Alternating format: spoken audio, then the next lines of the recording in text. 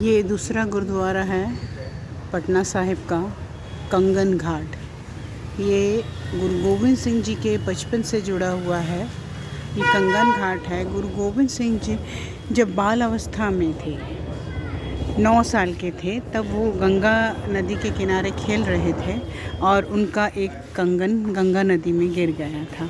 फिर उनके जितने भी सखा साथी थे वो सब दौड़े दौड़े गए और गुरु गोविंद सिंह जी की माता जी को बताया कि उनका कंगन गिर गया है। वो अपने भाई के साथ कंगन घाट पर पहुंची और उन्होंने अपने बेटे गुरु गोविंद सिंह जी से पूछा कि गुरु गोविंद सिंह जी से पूछा कि कंगन कहाँ गिरा था।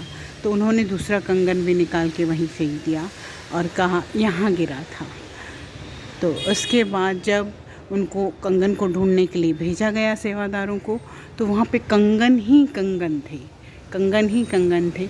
उन्हें पता ही नहीं चल रहा था कि उनके बेटे का कंगन कौन सा है। और एक और कहानी इससे जुड़ी हुई है इसी जगह से, इस कंगन घाट से, कि एक पंडित जी हुआ करते थे और वो पूजा पाठ करते थे, प्रसाद चढ़ाते थे और राम जी के वो भक्त थे।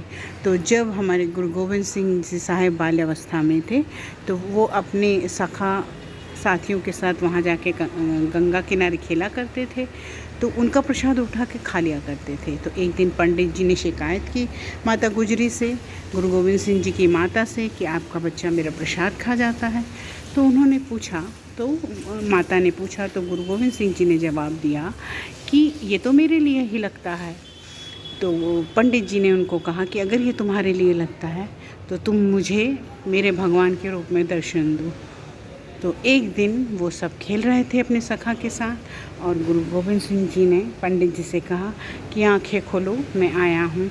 और जब उन्होंने अपनी भक्ति में लीन होने जब वो थे तो उन्होंने आंखें खोली तो उन्हें राम रूप में बाला प्रीतम जी दिखे, मतलब गुरु गोविंद सिंह जी दिखे। और उसके बाद से पंडित जी गुरु गोविंद सिंह के ही साथ रहने लगे। तो ये इस गुरुद्वारा साहब की कहानी है। ये बाबा जी की भीड़ है, दर्शन कर लीजिए, और सुंदर। तो ये है पटना साहब का दूसरा गुरुद्वारा, कंगन घाट।